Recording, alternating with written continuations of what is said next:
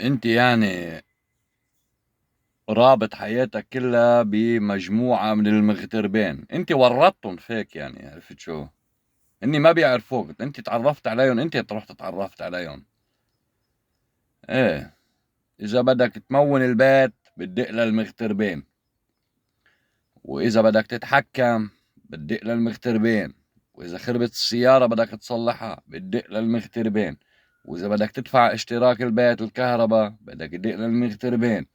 كل ما يطلع لك خازوق او خرية بحياتك بدك تدق للمغتربين،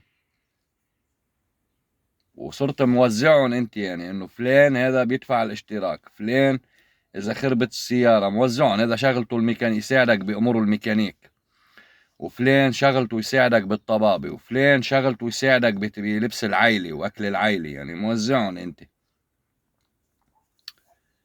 ايه، وعف الله المغترب، عايف الله، هج، كفر. انا عندي رفيقي مغترب قال لي قاسم كل 3 دقايق بغير رقم تليفوني. بيلحقوه يا زلمه، بيلحقوه، مثلا بطل يرد على الواتساب هو، بيلحقوه على الماسنجر انستغرام، ببطل يرد على الانستغرام، بيلحقوه في كسر التليفون. اخر شيء قال لي خلص رجعت على هذا اليدوي القديم، بس بدي شيء، رجعت على على الرسائل الحمام الزاجل.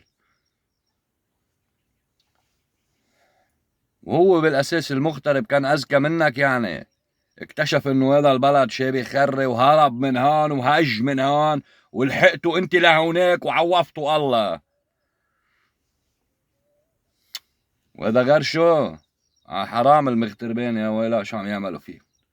يعني قرايبينهم وعيالهم واللي حواليهم اوكي امر الله، بس بيطلعوا له ولاد ضيعته، بيرجعوا بيطلعوا له بعدين ولاد المحافظة اللي هو ساكن فيها، وبيرجعوا اخر شيء لحتى يزيد الطين بلة وتكمل الامور، بيطلع له المسؤول التنظيمي تاع الحركة بدق له بيقول له عنا حالتين، وحدة طايرة اجرة بدنا نساعدها، وبدق له رابط الحزب بيقول له كمان في عنا 4 5 حالات مستعصية. ما هو لبنان كله حالات مستعصية، صار الشعب اللبناني كله حالات مستعصية، والشيعة كتير حالات مستعصية عندهم.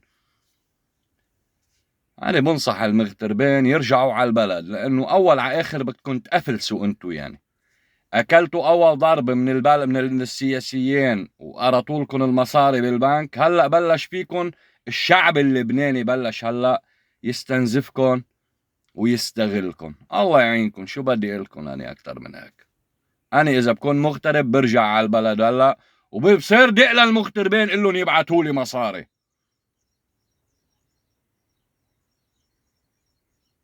خلص أنا شفت كل شيء بحياتي، انسى، ما في أمل. شعب ورو.